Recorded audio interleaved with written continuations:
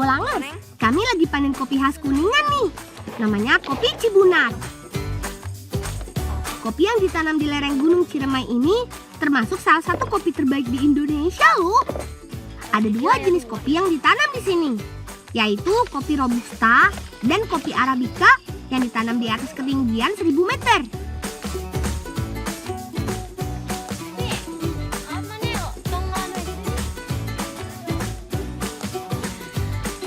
Bolangar, sekarang aku lagi ngambil kopi Cibunar Kuningan. Tuh lihat, ini tuh yang diambil bukan yang merahnya aja, tapi yang kuningnya juga kita ambil. Tuh lihat, mana lagi ya? Bolangar, lihat nih, ini ada kopi luwak tuh. Jadi kopi yang merah ini dimakan sama luwak, setelah itu kotorannya di sini nih. Pak, ini ada Pak, ada kopi luwak Pak. Luwak liar memang suka banget makan buah kopi yang sudah matang. Terus bijinya dibuang deh jadi kopi luwak. Nah, gak mau kalah dengan luwak nih, petani kopi di sini juga memetik buah kopi yang sudah matang saja, atau biasa disebut petik merah. Buah kopi yang sudah matang kualitas bijinya semakin bagus, ditandai dengan warna buahnya yang menguning hingga menjadi merah kalau sudah matang sempurna. Bagus. Jadi sudah tahu kan kenapa kopi luwak harganya mahal? Iya, karena yang dimakan luwak hanya buah kopi yang sudah matang dan kualitas bijinya paling bagus, seperti yang kami panen ini.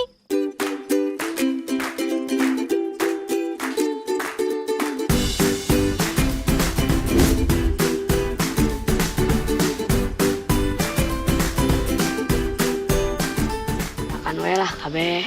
Messi, kunaon eta di alanu harejona? Orang aja tong dicandakan juga. Itu pengen. Pan lampu lalu lintas ge merah kuning hijau atau mereka tong dicandakan aja na. Maneh masih sibuk baik. Haduh, si Messi ada-ada aja. Ayo Messi, pisahin tuh yang warna hijau. Kamu sih asal metik aja. Buah yang masih hijau ini bisa juga kok dibuat kopi. Cuma kualitas bijinya belum begitu bagus. Jadinya kurang cocok buat dijual ke kafe-kafe. Kopi-kopi ini harus segera kita bawa turun gunung buat diolah. Jadi sebaiknya kita sortir dulu di sini. Biar nanti pas sampai bawah bisa langsung diproses.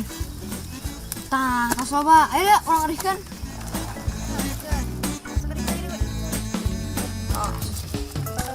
Si, nah cara di teh teu bantu ngalaan. Iya kan nyokotan hijau tadi salah nyokot pan teu si calekan ku si ibu. Matakan Messi, tong kabehna cokotan. Atuh dikira teh kabeh bisa. Sok atuh pilihan deui, kalunya si bungkeh hese milihana. Dapat. Sok dia kumpulkan apa? Ohnya tuh. Ah, Iya nya.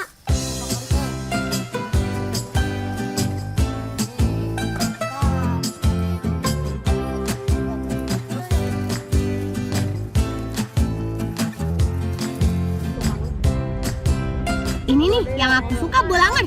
Menikmati perjalanan dari kebun kopi di Gunung Ciremai ke desa Linggarjati, tempat pengolahan kopinya. Pemandangannya indah.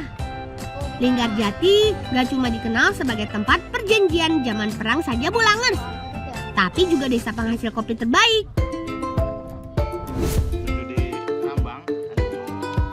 Kopi yang baru kami panen tadi harus direndam air dulu.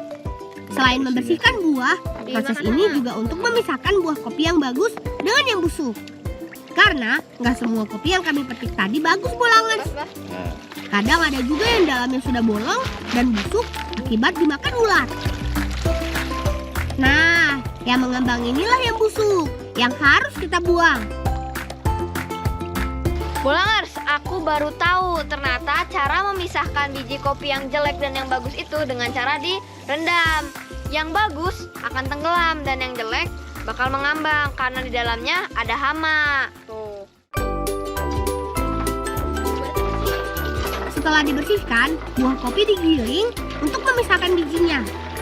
Proses ini disebut penggilingan basah karena masih menggunakan alat giling manual dengan bantuan siraman air. Cara ini bisa memecah buah kopi tanpa merusak bijinya. Tuh, bijinya langsung kepisah. Masih utuh kan? Ya, Bah. Mana? Tos digiling. Proses perendaman yang kedua ini tujuannya untuk memisahkan biji kopi yang bagus dengan yang jelek.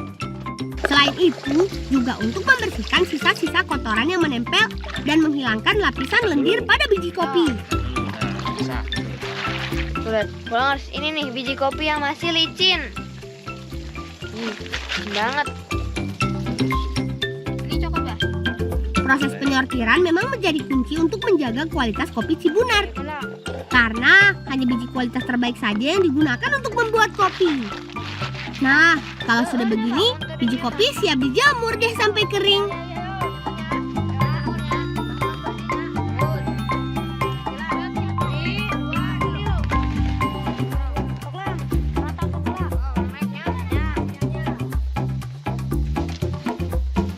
Bolangers, sekarang kita lanjut ke tahap penjemuran. Setelah kita cuci, kita jemur. Tapi kalau mataharinya kayak gini nih, kayaknya 3 hari. Cuman kalau lebih terang, mungkin bisa lebih cepat Bolangers. Ayo, Barak, orang kali itu lanjut deh. Iya.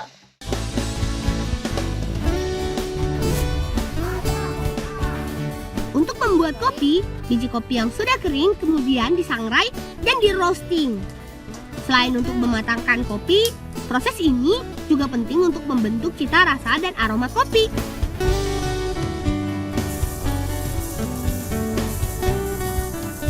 Ada 3 tingkat kematangan dalam menyangrai kopi Bolangers, yaitu light, medium, dan dark.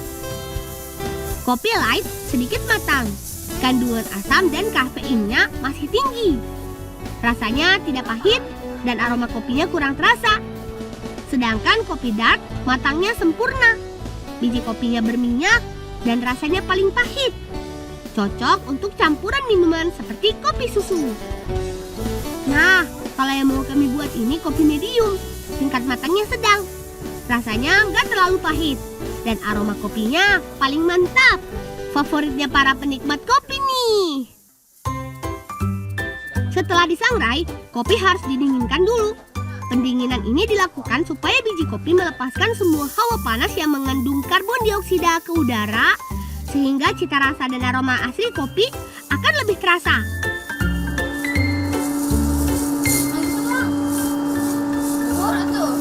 Tapi orang mah setara kopi. Tenang ya. Kayak orang ada mah olahan di kopi, tapi teu kopi. Wah, mana carana? Ayalah pokona mah. Ayo tosar. Terakhir tinggal digiling deh. Mesin penggiling ini bisa menghaluskan kopi menjadi serbuk dengan tingkat kehalusan sesuai kebutuhan. Kalau untuk minuman sih, bagusnya yang paling halus. Tapi karena kami mau buat campuran makanan, jadi kami buat serbuk kopi yang agak kasar saja.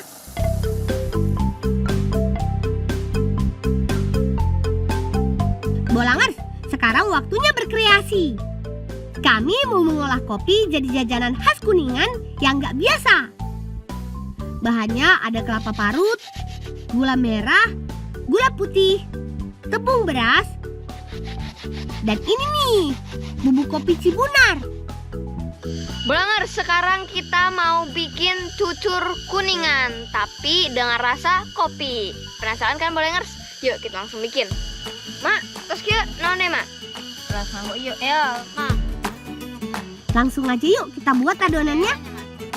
Campurkan semua bahan dan aduk sampai rata. Tepung beras ini bahan utamanya. Cukup tambahkan gula, parutan kelapa, dan air secukupnya. Aduk sampai adonan mengental. Tapi jangan terlalu kental ya, biar hasilnya nanti bisa renyah. Nenek emang paling hatam soal takaran adonan kue cucur. Nggak encer, tapi nggak juga kental. Pokoknya pas deh. Nah, ini dia yang bikin beda. Tambahan serbuk kopi Cibunar. Biar rasa dan aromanya ada kopi-kopinya. Tuh, jadi unik kan warnanya? Hehehe. Bolang. Terus acan ada nana. Habis anaknya. Un. Di anu sih yang cucur teh. Paling dia 5 menit. Kesabaran nyobaan cucur. Hangot deh mah cucur kopi lebih beda. Nyatu, asal aja kapan lagi nah. Adonan sudah siap nih teman. Yuk kita bawa ke Bibi buat digoreng. Biar cepat, kita pakai 2 penggorengan sekaligus nih. Karena menggoreng kue cucur ini nggak bisa langsung banyak. Harus satu-satu.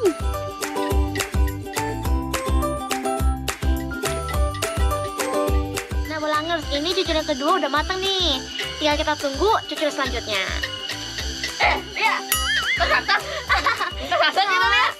Benar-benar harus sabar dan telaten nih. Nggak boleh asal-asalan. Kalau cara menggorengnya benar, hasilnya akan jadi seperti ini. Cantik kan? Kue cucur adalah jajanan tradisional masyarakat Sunda yang sudah ada dari zaman dulu. Kelihatannya sih gampang, tapi butuh jam terbang tinggi untuk bisa membuat kue cucur dengan bentuk dan tekstur yang sempurna. Cucur Enggak, nyanak. Mama mendengar lanjutin dia. Mama tuh. Ya, saya. Yuk. Oh iya, kue cucur kuningan ini bentuknya agak beda loh. Lebih bantet, tapi dalamnya bisa renyah. Cuma nenek dan bibi deh yang bisa buat kue cucur model begini. Apalagi ada kreasi rasa kopinya. Jadi nggak sabar pengen nyobain.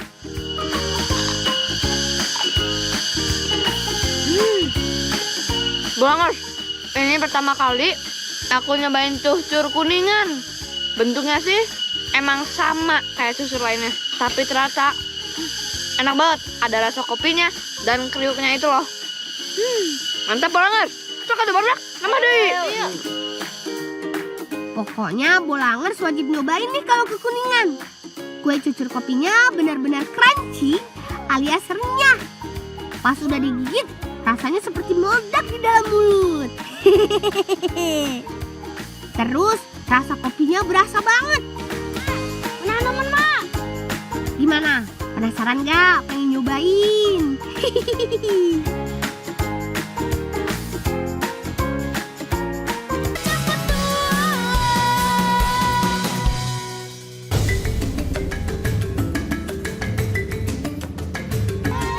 Bulangers, kapalnya sudah datang. Mereka datang secara bergantian. Kapal ini baru pulang setelah bermalam di laut untuk mencari ikan yang banyak. Makanya dalam satu kapal lebih dari 1 orang nelayan. Mereka pulang setiap jam 7 pagi. Oh iya, aku dan kawanku sedang berada di pelabuhan perikanan Pantai Tawang, Kabupaten Kendal, Jawa Tengah. Setelah kapal bersandar, para nelayan bergegas membawa hasil tangkapannya ke TPI atau tempat pelelangan ikan tawang. Lokasinya tidak jauh dari sini. Kesibukan seperti ini hampir setiap hari dilakukan selama cuacanya bagus Bulangers. Satu persatu, ember yang berisi ikan dan hasil laut lainnya datang memenuhi TPI. Seperti inilah tempat pelelangan ikan tawang. Hasil tangkapan biasanya ditata di lantai dan dikelompokkan. Tempat ini membantu nelayan menjual hasil tangkapannya secara cepat. Melalui proses tawar-menawar sampai harganya disepakati bersama antara penjual dan pembeli atau disebut dengan lelang. Pembelinya nggak hanya dari daerah setempat loh. Ada juga yang berasal dari tempat lain, terutama dari daerah pegunungan. Bulangers, ada yang tahu Pindang Ikan? Desa Pindang Ikan berada di Tambak Sari, Kecamatan Rowosari, Kendal. Desa ini terkenal sebagai sentra pindang ikan yang sudah turun-temurun. Walaupun menggunakan garam, tapi berbeda dengan ikan asin ya. Selain mengawetkan, Pindang juga mengolah ikan dengan teknik perebusan. Bulangers, jadi jenis ikan untuk ikan yang dipindang adalah ikan tongkol Bulangers. Nah, langkah yang pertama adalah ikan tongkolnya itu dicuci dulu Bulangers supaya bersih. Terus habis itu dibungkus sama koran Bulangers. Kenapa pakai koran? Karena kertas koran itu tidak mudah hancur. Ikan tongkol punya protein tinggi dan memiliki tekstur daging yang keras. Jadi banyak yang suka deh. Ikan didatangkan oleh pengepul dari beberapa daerah. Tapi masih fresh ya Bulangers. Dalam sehari bisa membuat pindang ikan sebanyak 2 hingga 6 ton dan dimulai dari pagi hari. Sebenarnya bukan hanya ikan laut saja yang bisa dipindang. Ikan air tawar dan hasil tambak juga bisa loh. Selesai. Dibungkus, dimasukkan dalam besek yang terbuat dari bambu.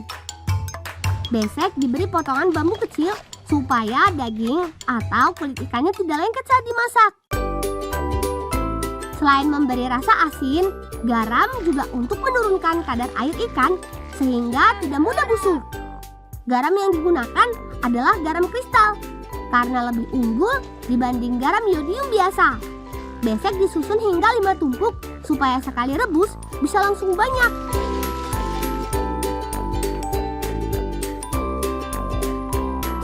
Terakhir, rebus ikan dalam wadah besar yang sudah mendidih.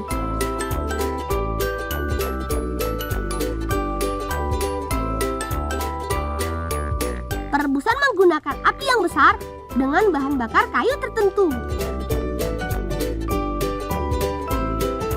Setelah direbus, ikan diangkat untuk digarami kembali. Ikan pindang laris manis di masyarakat pegunungan atau daerah yang jarang ditemui ikan laut. Gizi ikan pindang terbilang tinggi, sehingga bisa menjadi sumber protein hewani. Wah, punya Mas.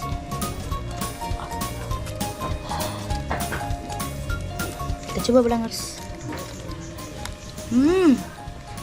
Rasanya ada asin-asin terus ada gurih-gurihnya juga Ulangers. Enak Lang. Enak ya? Enak ya? Ulangers, ikan pindang ini dijual di pasar sekitar 20 sampai 50.000 tergantung besar kecil ikannya. Lang, krono awakmu wis ngerangi Pak Lek, iki tak kei iwak kanggo aku yo Lang. Matur suwun nggih, Pak. Nggih. Pak. Asik. Kami dikasih oleh-oleh pindang ikan oleh paman.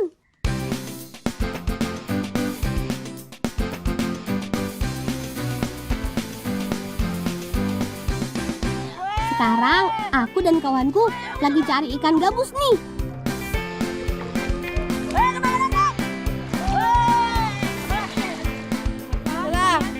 Gabus dikenal dengan istilah snakehead karena kepalanya yang mirip dengan ular, tubuhnya memanjang dan berwarna gelap. Mereka tinggal bukan hanya di rawa, tapi juga sungai.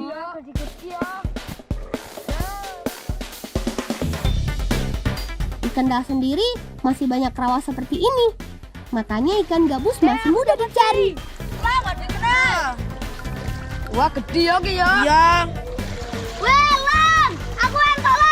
Tapi mengambilnya secukupnya saja ya. Belangers, gabusnya sudah terkumpul nih. Langsung kita olah saja yuk.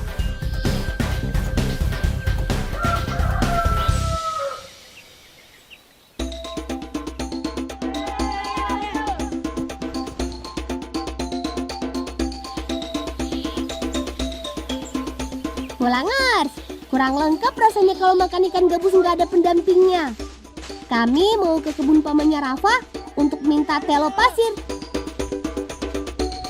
Pak D, angsal nyuwun telo pasire napa mboten Pak D? Angsal Rafa sampean mundhut dhewe kae rono, Pak D tak neruske mbebet lung iki. Lah rono yo.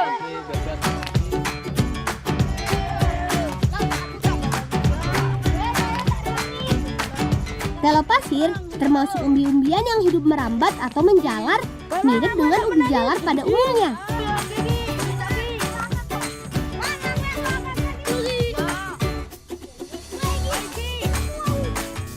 Belangers, ini dia umbinya Belangers. Nih, kayak gini. Nah, umbi ini lebih warnanya tuh lebih kemerah-merahan Belangers dari umbi biasanya.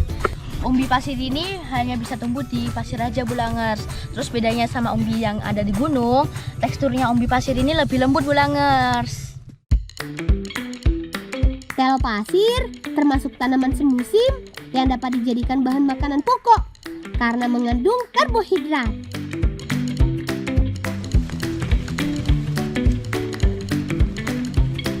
Belangers, udah banyak nih umbinya. Tinggal kita olah dengan ikan gabus saja. Pak Lek, kan suwun nggih Pak Lek. Yo, saya beli. Yo.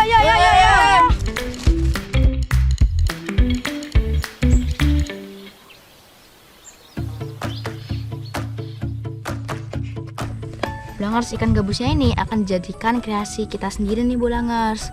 Nah, kita lagi bikin bumbunya nih Bulangers. Nanti ikan gabusnya akan kita kukus. Kami mau membuat sop ikan gabus, makanya ada sayur mayurnya juga nih. Tapi buat sopnya berbeda Bulangers. Ikan gabus yang sudah dipotong diberi perasan jeruk untuk menghilangkan amisnya. Lang, ki bumbunya wis halus, Lang. Yo, kene. Dan dilumuri bumbu yang sudah ditumbuk.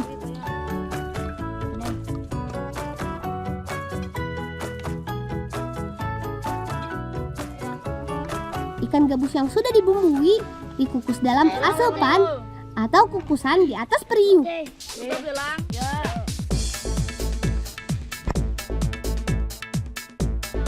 Sementara sayurnya dimasak dalam periuk. Sari-sari ikan nantinya akan turun dan menambah cita rasa kuah sopnya. Pasti nikmat. Tunggu sampai airnya mendidih dan daging ikan sudah terlihat lembek. Telo pasirnya dibakar di bawah periuk Bulangers. Bulangers tahu nggak? Ikan gabus memiliki albumin tertinggi dibandingkan jenis ikan lainnya.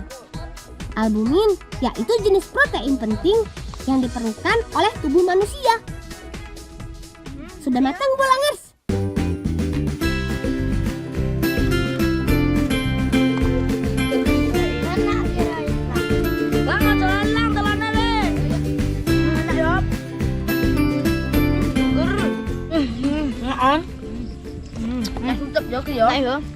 Bulangers, jadi tekstur daging ikan gabus ini tuh begini Bulangers. Jadi ini teksturnya lembut banget. Tambah lagi kuah yang masih panas banget Bulangers. Tambah seger banget. Nah, makanya sama nih Bulangers. Telo. Ini supaya kita kenyang Bulangers, tambah kenyang. Seger ya ki ya duwe. Lah ya Lang, aku barang gak ya? Iya. Enak.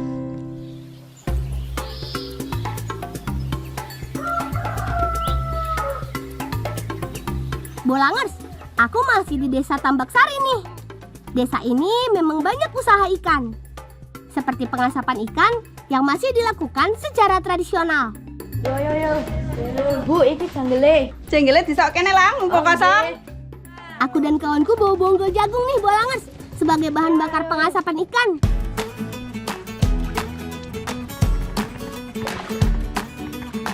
Sekarang kita lihat prosesnya yuk. Pengasapan ikan dimulai pagi hari Bulangers. Jenis ikannya bisa apa saja dan dipotong kecil sesuai ukuran yang diinginkan.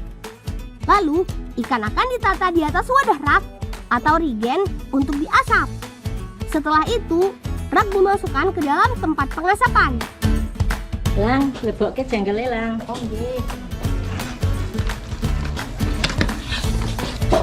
Sing tengah lho.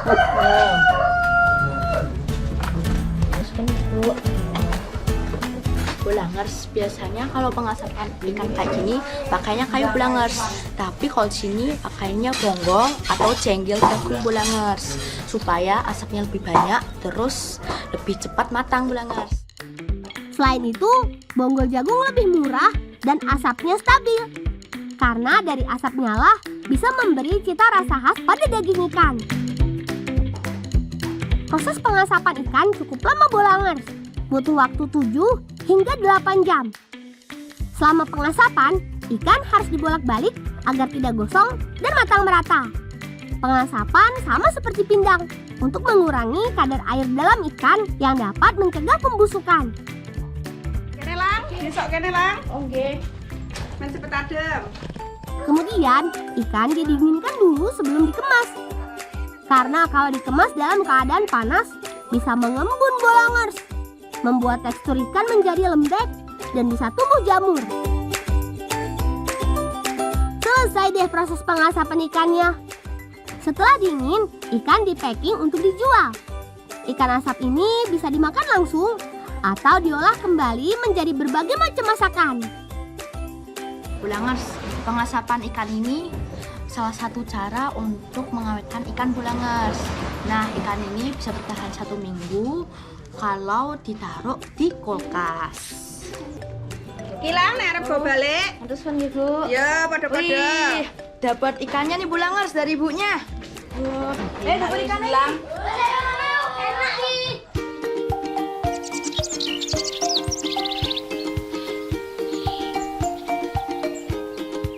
Bulangers, petualanganku di Kendal masih berlanjut nih.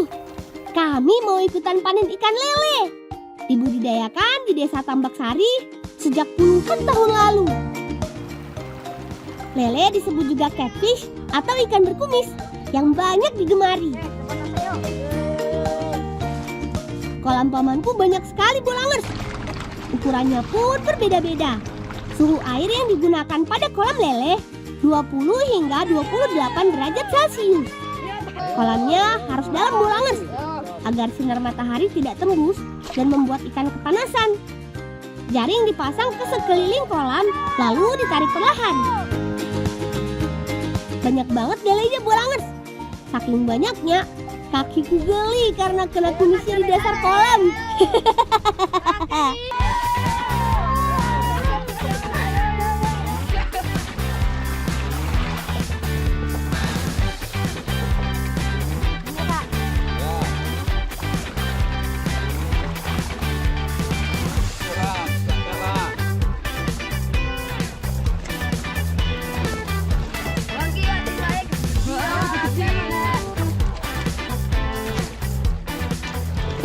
Bulangers, aku lagi proses sortir nih bulangers.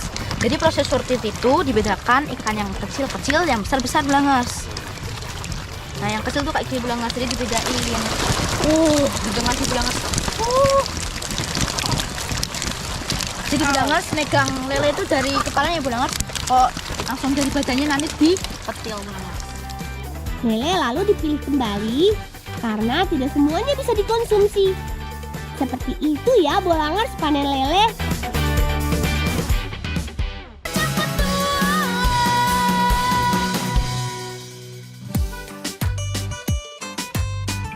Bulangers, lele bisa diolah dengan cara dan bumbu apapun. Seperti yang mau kami buat nih.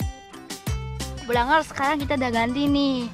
Nah sekarang kita mau masak kreasi lele bulangers. Masing-masing mempunyai kreasi sendiri-sendiri. Mulana, kue masak apa? Lemang lele.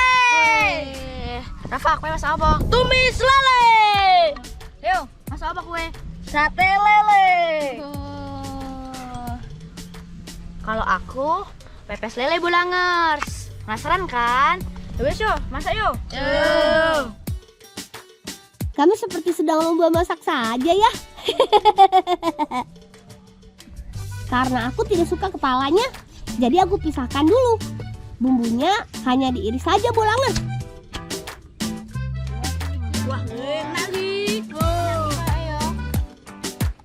Leo mengolah lelenya menjadi sate.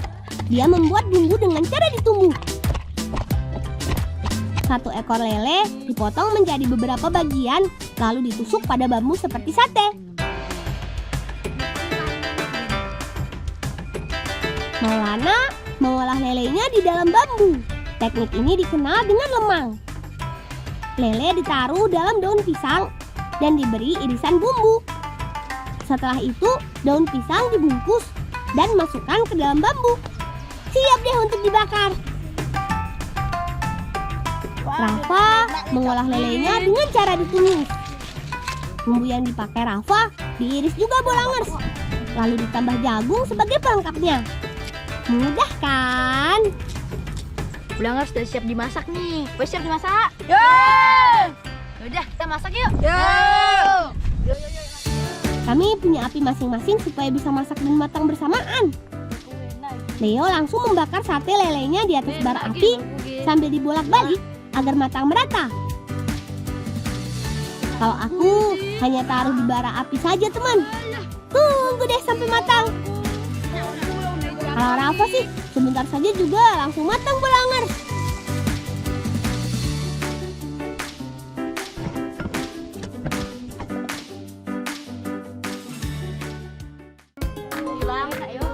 Asik, sudah matang. Sekarang Mari kita coba. Meskipun diolah dengan cara sederhana, tapi daging ikan lele itu enak banget Bulangers.